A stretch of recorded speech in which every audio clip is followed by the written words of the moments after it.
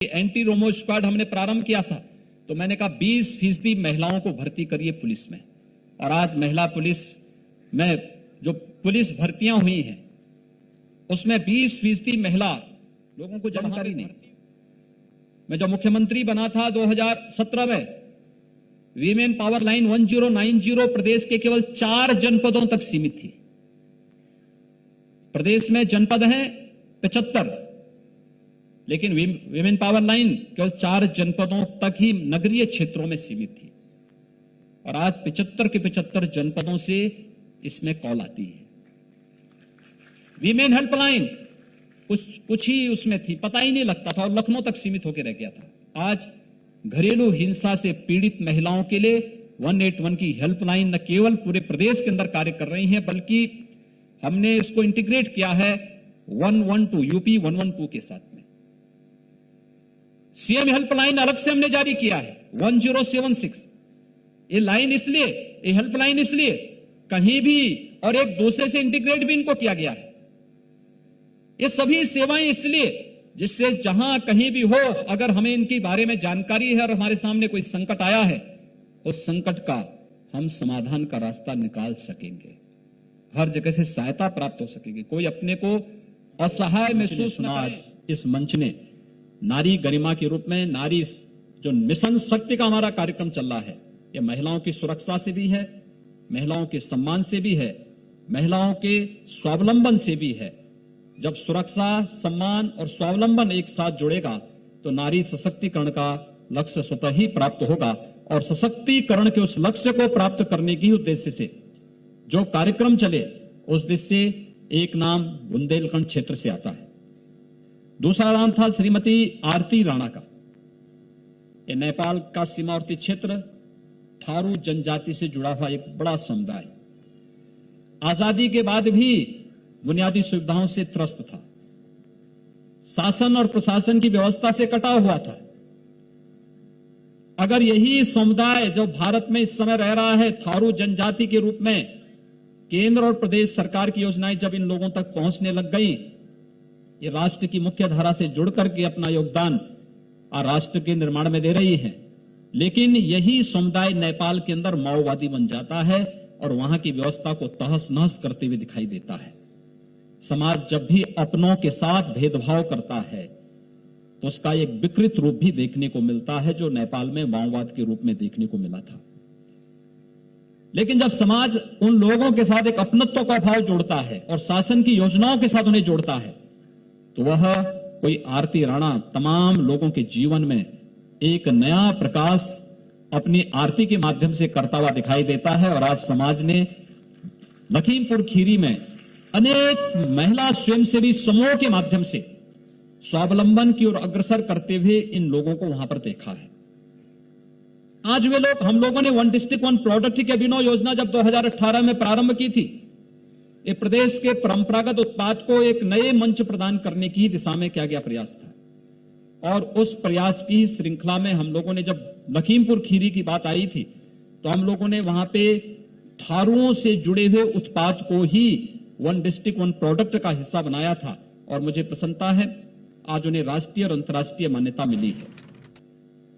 यहां पर उपस्थित हैं सुश्री प्रियंका गोस्वामी, जिन्होंने टोक्यो ओलंपिक के लिए क्वालिफाई किया है। और वो निश्चिंत रहे, हम तो वैसे भी प्रदेश सरकार की तरफ से कोई ओलंपिक में जाता है उसको भी सहयोग करते हैं, जो मेडल लेकर के आता है वहां पार्टिसिपेट करता है उसको भी सहयोग करते हैं, जो लेकर के आता है उसको तो विशेष सम्मान देते हैं। ओलंपिक में अगर गोल्ड मेडल कोई लेके आता तो 6 करोड़ की राशि हमारी सरकार उसे प्रदान करती है। आप मेडल लेकर के आएंगे, ये हमारी शुभकामनाएं हैं, लेकिन आपको जाने का, वहां का खर्चा, उसकी जो भी उससे पहले तैयारी की सुविधा प्रदेश सरकार करेगी। प्रदेश सरकार उसमें भरपूर सहयोग आपको यहां पे प्रदान करेगी। और आपने नारी गरिमा और नारी सशक्तिकरण के इस अभियान को अपने दम पर, अपने बल पर आगे बढ़ाया है। हम आपका अभिनंदन करते हैं। श्रीमती वर्षा श्रीवास्तव गोरखपुर से हैं। कोई भी व्यक्ति अपने क्षेत्र में कार्य कर सकता है, एक उदाहरण प्रस्तुत कर सकता है। रेडीमेड गारमेंट्स के क्षेत्र में उत्तर प्रदेश के अंदर कितनी संभावनाएं हैं। कार्य आवश्यक नहीं कि हम पहले चरण में बहुत बड़ा कर लें, शुरुआत छोटी से होती है। उन्होंने शासन की एक स्कीम को देखा, जिला उद्योग केंद्र में गई, जिला उद्योग केंद्र में जाकर के और वहां पर रेडीमेड गारमेंट्स के लिए क्या हो सकता है, घर में अपनी सिलाई का काम करती है, लेकिन उन्होंने लगा कि नहीं, इसका विस्तार होना चाहिए और उसको विस्तार देते हुए न केवल स्वयं बल्कि अनेक अन्य परिवारों को भी उसके साथ ट्रेनिंग देकर के उस दिशा में आगे बढ़ करके आज उसमें से प्रत्येक है प्रतिदिन 500 से लेकर 700, 800, 1000 रुपये प्रतिदिन कमा रहा है। जिनके पास आय का कोई जरिया नहीं है, अगर वे लोग घर में अपने घर गृहस्थी का संचालन करते हुए प्रतिदिन 500 से 1000 रुपया कमा ले, तो मुझे लगता है कि ये उनके लिए भी संतोष का कारण है और समाज और राष्ट्र के लिए भी यह एक स्वावलंबन का आधार बनता है। इन 4 लोगों के उद्बोधन आप लोगों ने मंच पे सुने। ये नारी शक्ति की 4 प्रतीक आपके बीच में आज यहाँ पर इस मिशन शक्ति के कार्यक्रम के अवसर पर, अंतर्राष्ट्रीय महिला दिवस के अवसर पर यहाँ देखने को मिला ही, साथ साथ 11 अन्य महिलाओं को भी सम्मानित किया गया, जिन्होंने महिला शक्ति के पहले चरण के कार्यक्रम को, जब हम शारदीय नवरात्रि से ये कार्यक्रम प्रारंभ किए थे, तब मैं बलरामपुर जिले में उस समय गया था। राजभवन से राज्यपाल महोदय ने इस कार्यक्रम का शुभारंभ किया था और प्रदेश के प्रत्येक जनपद में कार्यक्रम हुए थे। उसमें अलग अलग फील्ड से जुड़ी हुई 11 ऐसी नारियों ने, 11 ऐसी महिलाओं ने कुछ विशिष्ट योगदान दिया था उस कार्यक्रम को आगे बढ़ाने का। आज उन्हें यह मंच यहां पर सम्मानित करते हुए गौरव की अनुभूति कर रहा है। मैं इन सबका हृदय से अभिनंदन करता हूं, उन सबका स्वागत करता हूं। प्रदेश सरकार और केंद्र सरकार पूरी तरह प्रतिबद्ध है नारी गरिमा और नारी सुरक्षा के लिए। अनेक जो योजनाएं चली, कहीं ना कहीं उसकी, किसी भी योजना की शुरुआत है, उसकी धुरी कहीं ना कहीं महिला के इर्द गिर्द घूमी है। प्रदेश सरकार जब आई थी तो हम लोगों ने महिलाओं की सुरक्षा के लिए उस समय की जो परिस्थितियां थी, जो प्रदेश के बारे में कहा जाता जंगल राज है, कोई सुरक्षित नहीं है, हम लोगों ने एंटी रोमियो स्क्वाड का गठन करके प्रत्येक थाना क्षेत्र में इस कार्यक्रम को आगे बढ़ाया। इसी चरण को आगे बढ़ाते हुए जब महिला मिशन शक्ति का कार्यक्रम हम लोगों ने आगे बढ़ाया था, तो 1535 थाने और 350 तहसीलों में हम लोगों ने महिला हेल्प डेस्क की स्थापना पहले चरण में संपन्न किया और वे सभी बहुत अच्छे ढंग से कार्यक्रम चला रहे हैं। बहुत अच्छा उसका परिणाम वहां पर देखने को मिला है।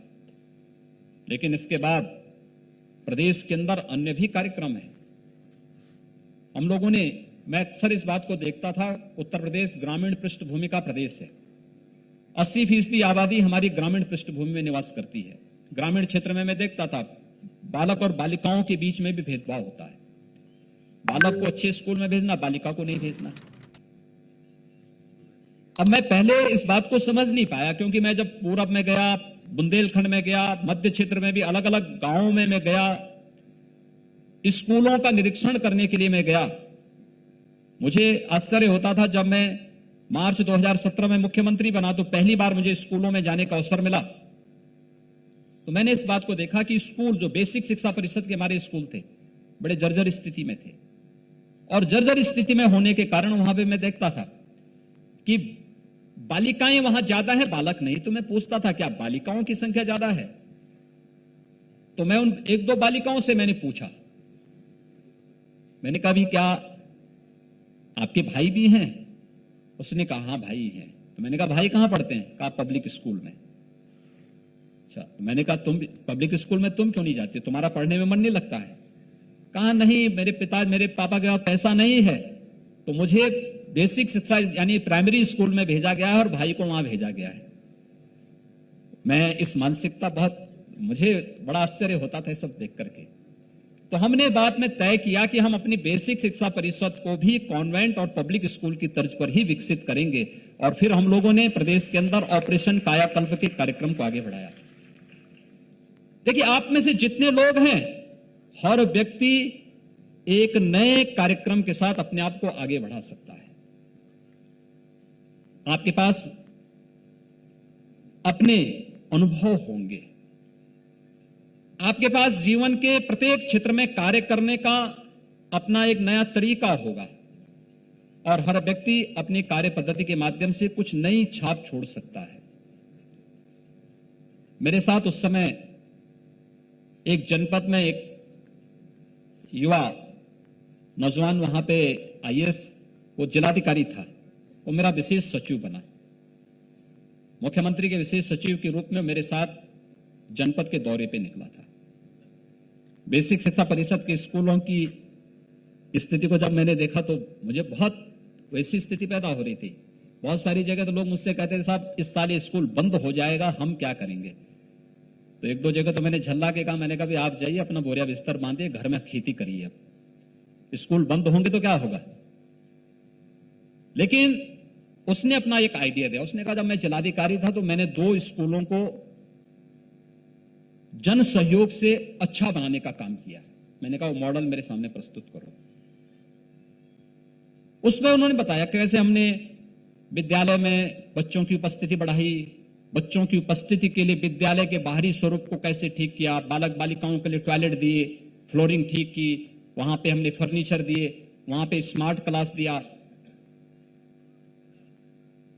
तो मैंने उसको पूरा प्रेजेंटेशन देखने के बाद उसका नाम ऑपरेशन कायाकल्प रखा और हम लोगों ने जन सहभागिता से, मैंने अपने सभी विधायकों से, सभी मान्य सांसदों से, सभी प्रशासनिक और पुलिस अधिकारियों से मैंने कहा एक एक विद्यालय गोद लीजिए। फिर मैंने हर विद्यालय से कहा, मैंने कहा इन विद्यालयों से कोई ना कोई पढ़ के तो निकला होगा, किसी न किसी क्षेत्र में होगा, उन लोगों से भी कहो कि वे भी इसमें कंट्रीब्यूशन करें। देखिए जन सहभागिता से सारा कार्यक्रम चल रहा है। हम लोग अब तक 93,000 विद्यालयों को ऑपरेशन कायाकल्प के माध्यम से बेसिक शिक्षा परिषद के विद्यालयों को आज कॉन्वेंट और पब्लिक स्कूल की तर्ज पर आगे बढ़ाने का काम कर चुके हैं। ये एक नया अनुभव था प्रदेश के अंदर। फिर हमने स्कूल चलो अभियान चलाया। मैं देखता था बालिकाएं स्कूल जाती थी तो नंगे पैर जाती थी। हमने कहा भी उनको जूता मोजा उपलब्ध कराओ। यूनिफॉर्म में देखता था कि उनके यूनिफॉर्म इतनी खराब यूनिफॉर्म थी। मैंने कहा 2 यूनिफॉर्म दो, सर्दियों में उनको स्वेटर भी उपलब्ध कराओ। आपने देखा होगा आज बेसिक शिक्षा परिषद में हमारे यहां 3 वर्ष में 54 लाख बच्चे बढ़े हैं। 54 लाख बच्चे बेसिक शिक्षा परिषद के स्कूलों में बढ़े हैं और लगातार इसमें वृद्धि हो रही है। स्कूल चलो अभियान का हमारा विशेष आयोजन भी होता है अप्रैल में और जुलाई में। ये एक प्रयास है और जो बेटी बचाओ बेटी पढ़ाओ की शुरुआत प्रधानमंत्री मोदी जी ने की है, शिक्षा उसका सबसे बड़ा आधार बन सकता है। शिक्षा के माध्यम से सशक्तिकरण उसका सबसे बड़ा आधार बन सकता है। आज जिन 2 मातृशक्ति की प्रतीक, नारी गरिमा की प्रतीक विदुषी महिलाओं को हम लोगों ने मंच पे अतिथि के रूप में आपके सामने आज इस मंच पे यहां पे रखा है, वे आपके सामने है। क्या नहीं हो सकता है। इस महिला इस कार्यक्रम का संचालन कर रही हैं आईजी रेंज लखनऊ। इस पूरे कार्यक्रम की योजना रचना हमारे 2 महिला अधिकारियों ने बनाया है। वीमेन पावर लाइन की श्रीमती नीरा रावत ने और श्रीमती लक्ष्मी सिंह ने। मिशन शक्ति का कार्यक्रम भी वहीं से निकला है। मिशन शक्ति का कार्यक्रम लखनऊ रेंज में श्रीमती लक्ष्मी सिंह ने अपने रेंज के अलग अलग जनपदों में प्रारंभ किया था। समाचार पत्रों में मैंने एक बार पढ़ा, मैंने उनसे पूछा, मैंने कहा ये आपका क्या कार्यक्रम है। उन्होंने कहा इस प्रकार का कार्यक्रम है। फिर मैंने अपने अपर मुख्य सचिव गृह से कहा, मैंने कहा एक बार उनके साथ बैठे इस कार्यक्रम को आगे बढ़ाएं। वीमेन पावर लाइन में एक दिन अचानक रात्रि को अपर मुख्य सचिव गृह और डीजीपी पहुंचे। उन्होंने वहां की व्यवस्था निरीक्षण करने लग गए और उसके बाद फिर तय हुआ कि नहीं, हम शारदीय नवरात्रि से इस कार्यक्रम को आगे बढ़ाएंगे। हर एक के मन में कुछ ना कुछ आइडिया होगा और उसके माध्यम से समाज के बीच में जाकर के जो अनुभव हम करते हैं उसके माध्यम से जो कार्यक्रम बनते हैं वह उतने ही व्यवहारिक और उतने ही प्रभावशाली हो सकते हैं।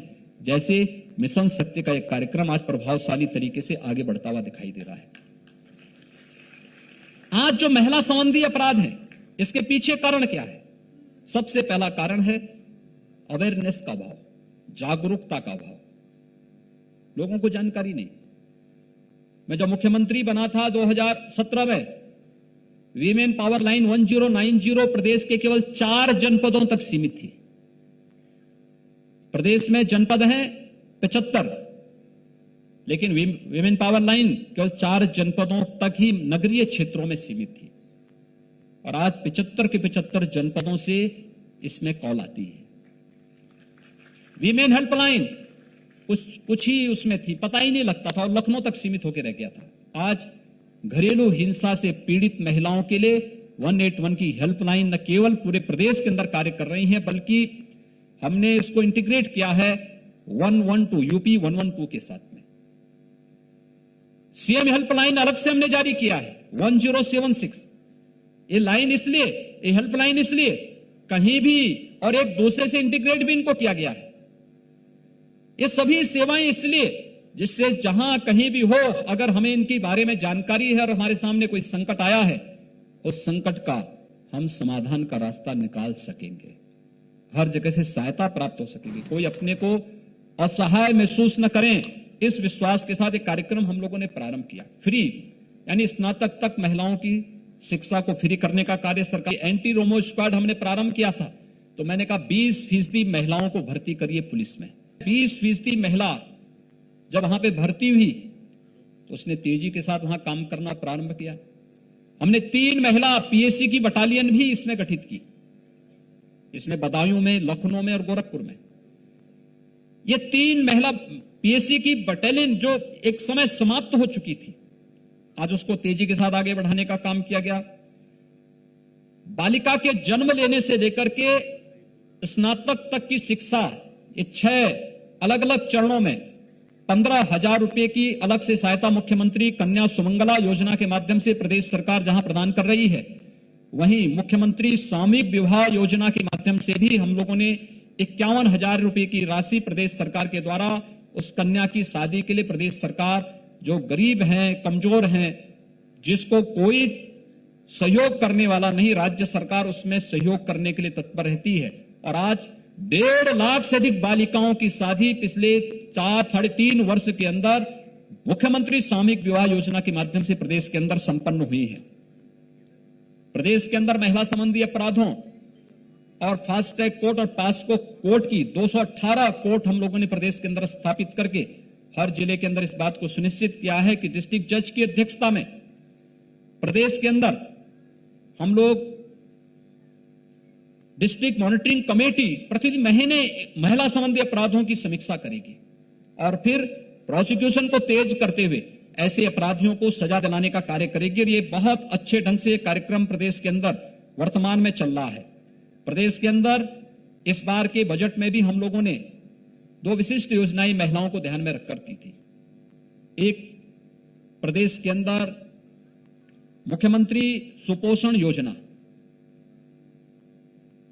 6 महीने से लेकर के 5 वर्ष तक के बालक या बालिका अगर कुपोषित है, उनके लिए एक विशिष्ट योजना हम लोगों ने प्रारंभ की है। दूसरा, 9 वर्ष से लेकर 14 वर्ष तक की किशोरी बालिकाओं के लिए भी हम लोग इस विशिष्ट योजना के साथ जुड़े हैं। और साथ साथ हम लोगों ने एक व्यवस्था की है कि कुपोषित परिवार अगर उनके पास क्षमता है, घर में जगह है, तो एक दुधारू गाय भी उस परिवार को देने के साथ 900 रुपए हर महीने उस गाय के साथ हम उस महीने उस परिवार को उपलब्ध कराते हैं कि गाय की देखभाल भी कर सकें और दूध भी उन्हें पीने के लिए मिल जाए। ये व्यवस्था भी हम लोगों ने प्रदेश के अंदर प्रारंभ की है। लेकिन साथ साथ महिला सामर्थ्य योजना, एक इस बार हम लोगों ने बजट में एक नई योजना प्रारंभ की है। जैसे श्रीमती रवि रंजना पाल ने झांसी के अंदर बलिनी दुग्ध प्रोड्यूसर के माध्यम से इस कार्यक्रम को आगे बढ़ाया। कितना बड़ा कार्य है, एक वर्ष में 46 करोड़ का टर्नओवर, नेट प्रॉफिट। यह केवल सीमित न रहे, अलग अलग महिला स्वयं के लिए हम लोगों ने इस बार 200 करोड़ रुपए की व्यवस्था की के अंदर अलग अलग जगहों पर इस प्रकार की महिला स्वयंसेवी समूह को आगे बढ़ाने का कार्य हम करेंगे और उसके माध्यम से हम तेजी के साथ आगे बढ़ाने का कार्य करेंगे, जिससे वे स्वावलंबी हो सकें, तेजी से सकें। हम लोगों ने कुछ अन्य कार्यक्रम प्रारंभ किए। खासतौर पर अगर हम देखेंगे, प्रधानमंत्री जी ने स्वामित्व योजना प्रारंभ की है, जहां पर आप ग्रामीण क्षेत्र में जाएंगे तो अक्सर जो गांव में घर होते हैं ये आबादी की जमीन में होते हैं, किसी का नाम नहीं होता है। अगर घर किसी का जर्जर हो गया, टूट गया, तो उसके बाद उस घर पर विवाद खड़ा होता है। स्वामित्व योजना के अंतर्गत नए सर्वे चल रहे हैं और उसमें हम स्वामित्व का लाभ, जिसका मकान जहां पर है, हम उसका सर्वे करने के बाद उसका वहां पर उसे घरौनी उपलब्ध करवा रहे हैं। उसका नाम कागजों में चढ़ेगा, सरकारी दस्तावेज में चढ़ेगा, राजस्व के दस्तावेजों में चढ़ने के बाद वह व्यक्ति उस जमीन का मालिक हो जाएगा। हम लोगों ने निर्णय किया है कि स्वामित्व योजना का लाभ महिलाओं को दिया जाए। जो स्वामित्व जमीन की स्वामी का लाभ यानी किसी को मिले तो महिलाओं को मिले। तो घरौनी योजना के अंतर्गत ये योजना पूरे प्रदेश के अंदर जो चलाई जा रही है, सभी ग्रामीण हो या शहरी क्षेत्र, अब जमीन की मालकिन कौन होगी? उस घर की महिला सदस्य। उसको हम इस योजना के साथ जोड़ने का कार्य कर रहे हैं। खाद्यान्न वितरण, प्रदेश के अंदर 80,000 कोटे की दुकानें हैं। राशन कोटे की दुकान, पीडीएस सिस्टम उत्तर प्रदेश के अंदर एक बार था, बहुत जर्जर था। हम लोगों ने उसको ईपॉस मशीन के साथ जोड़ा। ईपॉस मशीन के बाद हम लोगों ने राशन कार्डों का सत्यापन करवाना प्रारंभ किया और अब हम लोगों ने व्यवस्था प्रारंभ की है कि कहीं पे कोटे की दुकान की कोई शिकायत आती है, खाद्यान्न वितरण में कोई शिकायत आती है, तो कोटे की दुकान को निरस्त करते हुए उस कोटे की दुकान का संचालन गांव की महिला स्वयंसेवी समूह ही अब उसको संचालित करेगी। महिला स्वयंसेवी समूह को हम इसका अधिकार दे रहे हैं। प्रदेश के अंदर पोषण अभियान भी हम लोगों ने महिला स्वयंसेवी समूह को दे दिया है। यानी अब बाल पुष्टाहार एजेंसियां नहीं चलाएंगे, बल्कि हर गांव में, आंगनबाड़ी केंद्रों में ये सभी कार्य महिला स्वयंसेवी समूह स्वतःस्फूर्त भाव के साथ इसको चलाती हुई दिखाई देंगे। और उत्तर प्रदेश, हम लोगों ने प्रदेश के अपने सभी 59,000 गांवों में एक व्यवस्था और की कि इन सभी 59,000 गांवों में हम प्रदेश के अंदर बैंकिंग कॉरेस्पॉन्डेंट सखी, यानी हर गांव में एक बैंकिंग कॉरेस्पॉन्डेंट सखी का गठन हम लोगों ने किया। वह महिला, उसका प्रशिक्षण का काम, जिसमें इंडियन बैंक ने भी 5,000 जो बैंक वीसी सखी हैं उनका प्रशिक्षण करवाया। अलग अलग बैंकों को अलग अलग जिम्मेदारी हम लोगों ने दी थी। प्रशिक्षण का काम उनका सफलतापूर्वक चल रहा है और हम लोग फिर हर गांव में उनकी तैनाती कर रहे हैं। किसी भी लाभार्थी को अपना पैसा जमा करने के लिए, निकालने के लिए बैंक नहीं जाना पड़ेगा। बैंकों के समय की बचत होगी और गांव के लोगों को गांव के ही कॉमन सर्विस सेंटर में या वीसी सखी के माध्यम से ही घर पे ही उनको पैसा निकालने या जमा करने की व्यवस्था बैंकिंग कॉरेस्पॉन्डेंट सखी के माध्यम से सुविधा हम प्रदान करने जा रहे हैं और महिलाओं को इसके साथ जोड़ने का काम किया गया है। अब देखिए कितना बड़ा काम हो सकता है। कोरोना कालखंड में ये 59,000 बीसी सखी का चयन करने के साथ उनके प्रशिक्षण की कार्रवाई को आगे बढ़ाने का कार्य किया गया, तो साथ ही साथ ये भी काम हुआ है। 3,56,00,000 जनधन अकाउंट धारी प्रदेश के अंदर है। इन जनधन अकाउंट धारी महिलाओं के खाते में डीबीटी के माध्यम से पैसा हर महीने अतिरिक्त धनराशि उनको दी जा रही थी, जिससे भरण पोषण में उनको, अपने परिवार में कोई संकट न हो। इस सीधे उन महिला लाभार्थियों को दिया गया। 2,61,00,000 शौचालय।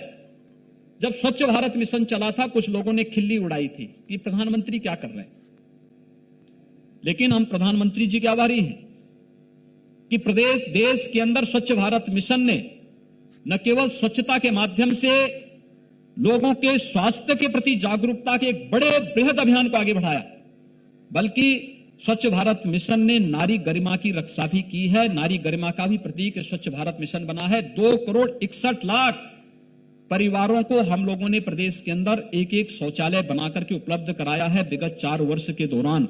और आज प्रदेश के अंदर इसके कारण व्यापक, आज जो प्रदेश के अंदर कोरोना प्रबंधन इतने बेहतरीन तरीके से हम करने में सफल हुए, इसके पीछे स्वच्छ भारत मिशन एक महत्वपूर्ण अभियान रहा है।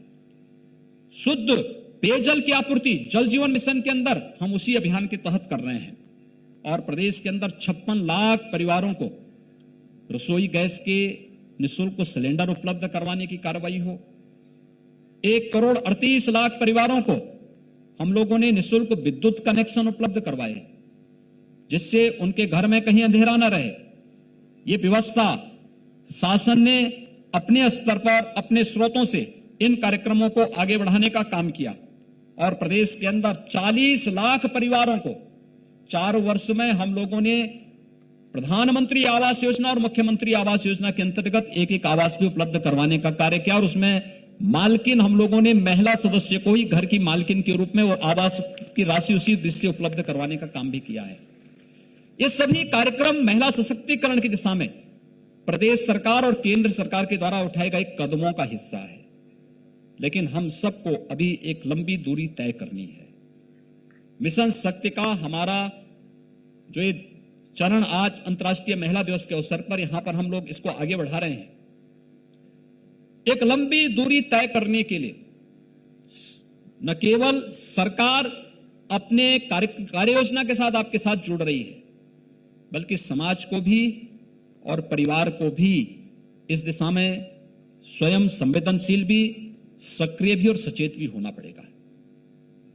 अगर हम सब एक साथ मिलकर के इस अभियान का हिस्सा बन सकें, जागरूक हो सकें, समाज को प्रेरित कर सकें, तैयार कर सकें, तो कोई कारण नहीं कि महिलाओं के सामने जो सुरक्षा का संकट कभी कभी आता है, इस संकट को दूर किया जा सकता है। सुरक्षा के सामने किसी प्रकार की कोई चुनौती नहीं, ये बात बहुत मजबूती के साथ और हर व्यक्ति इस बात को कह सकता है, लेकिन इसमें हर एक की आवश्यकता, हर एक व्यक्ति को जागरूक होना पड़ेगा, अवेयरनेस की आवश्यकता है, समाज में व्यापक जागरूकता को पैदा किए जाने की आवश्यकता है।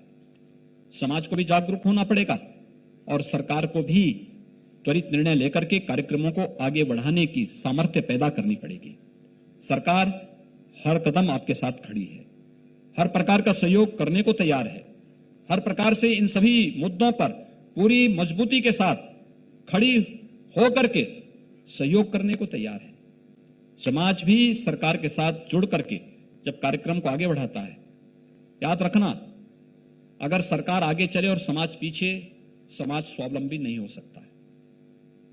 प्रदेश और देश आगे बढ़ करके खड़ा नहीं हो सकता।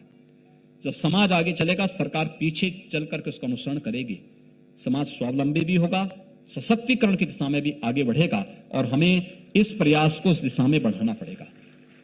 मुझे प्रसन्नता है, मिशन शक्ति का आज का एक कार्यक्रम पूरी मजबूती के साथ आगे बढ़ रहा है और अंतर्राष्ट्रीय महिला दिवस के अवसर पर हम लोगों ने जो अनेक अनुभव सुने हैं यहाँ पे आज के कार्यक्रम की मुख्य अतिथि न्यायमूर्ति श्रीमती ज्ञानसुधा मिश्रा जी का, इंडियन बैंक की सीईओ एंड एमडी सुश्री पद्मजा चंद्रो जी का, यहां पर अपने अपने फील्ड में जो काम किए हैं 4 ऐसी महिलाओं ने जिन्होंने नारी गरिमा और नारी स्वावलंबन का एक नया संदेश दिया है। सुश्री रवि रंजना पाल जी ने, श्रीमती आरती राणा जी ने, सुश्री प्रियंका गोस्वामी जी ने और श्रीमती वर्षा श्रीवास्तव जी ने। ये अपने आप में एक मानक है। हम कार्य की परिधि को न देखें, छोटा हो या बड़ा हो, व्यापक पैमाने पे कार्यक्रम, उसकी विराटता का अनुभव छोटे से कोई बड़ा होता है। एक बीज जब बीज होता है तो बीज के रूप में पड़ा रहता है, लेकिन जब उसको समाज और सृष्टि पल्वित पुष्पित करते हुए आगे बढ़ाती है तो एक बड़ा वृक्ष बनता है। अपनी छाया से, अपने मीठे फलों से समाज को लाभान्वित करता है और मुझे लगता है कार्य की शुरुआत भी छोटे से होती है, लेकिन उसका स्वरूप व्यापकता लिए हुए आगे बढ़ता है, बशर्ते समाज उसी रूप में अपने आप को तैयार कर सके। आज का ये कार्यक्रम उसी श्रृंखला का हिस्सा है। हम सब इसके प्रति जागरूक होंगे, हर विभाग अपनी अपनी जिम्मेदारियों का निर्वहन करेगा, समाज भी और यहां पर आए हुए जो विभिन्न संगठन हैं, संस्थाएं हैं, वह भी सकारात्मक भाव के साथ उसको लेकर के चले। नकारात्मकता किसी समस्या का समाधान नहीं हो सकता है। किसी समस्या का समाधान नकारात्मकता नहीं हो सकती। नकारात्मकता हमारी ऊर्जा का ह्रास करता है। नकारात्मकता हमें गलत दिशा की तरफ लेके जाता है। एक सकारात्मक सोच के साथ हम आगे बढ़े। यहाँ पे हमारे बार एसोसिएशन से जुड़ी हुई, इंडियन मेडिकल एसोसिएशन से जुड़ी हुई, विभिन्न स्वयंसेवी संगठनों से जुड़ी हुई अन्य तमाम प्रकार के संगठन भी यहां पर आज मौजूद हैं। यहां पे महिला आयोग के पदाधिकारी भी मौजूद हैं। मैं सभी से इस बारे में आग्रह करूंगा कि वे सभी लोग अपने अपने फील्ड में एक सकारात्मक दृष्टिकोण अपनाते हुए नारी सुरक्षा, नारी सम्मान और नारी स्वावलंबन की दिशा में किए जा रहे प्रयासों के साथ अगर जुड़ेंगे तो हम लोग नारी सशक्तिकरण की दिशा में एक बड़े कार्यक्रम को आगे बढ़ाने में सफल होंगे। मुझे विश्वास है यह कार्यक्रम इन सभी की दृष्टि से एक मील का पत्थर साबित होगा।